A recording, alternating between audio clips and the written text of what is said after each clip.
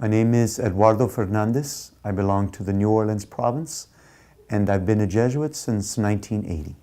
Currently, I serve as a full-time faculty member at the Jesuit School of Theology here in Berkeley. My life before I entered the Society of Jesus was probably that of a lot of Catholics. Kind of when Vatican II came around, I would have been about 6 years old, but much of my life was focused around my parish. We had Mexican Jesuits and Mexican-American Jesuits, and I came from a large family. We went to parochial school. We got to know the sisters, their life. So it was very much centered around the parish we belonged to. One of the things I remember most is that a very conscious identity of being on the border. This was El Paso, Texas. A sense of history. We grew up in a West Texas mission town. So I was very curious about the history of the Franciscans, the Jesuits, the Incarnate Word sisters. When I was in second grade, I remember Sister asked us what we wanted to be.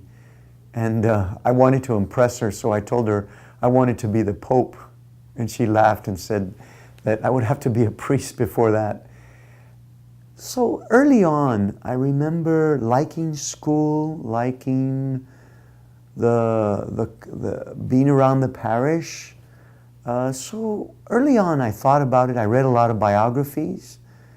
And I went through different stages of wanting to be different things, like an astronaut, a scientist, a teacher, social worker, lawyer.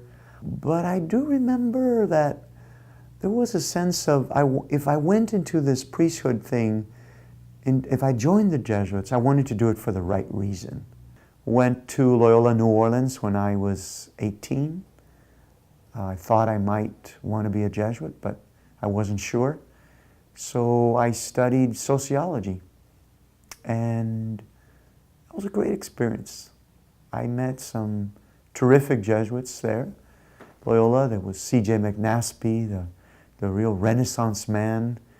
There was Joe Fichter, who had been very active in the civil rights movement and desegregation, a sociologist who had been a bricklayer, graduated from Harvard. I liked what I saw. I saw men who had many different talents and were encouraging me to discover my talents. I find that being a Jesuit priest allows me to be present to people in many different ways. Sometimes I just have to laugh, Sometimes I might be driving somewhere and I start to go over my day and I go, what do you know? I read that dissertation proposal this morning, and then I had the Mass, and then I had confessions, then I had spiritual direction, and then maybe I taught a class or was in a committee. Tonight I'm going to do something at the parish on this or that. I mean, rarely do all those things happen all in one day, but it's an incredible variety of things. I love, as a Jesuit, a constant learning, trusting that something's going on in people's lives, whether in spiritual direction, whether in the classroom.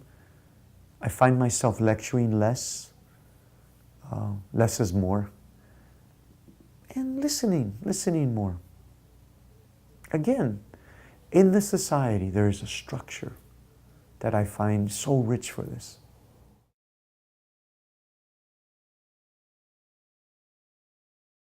I'm Eduardo Fernandez, and this is my calling.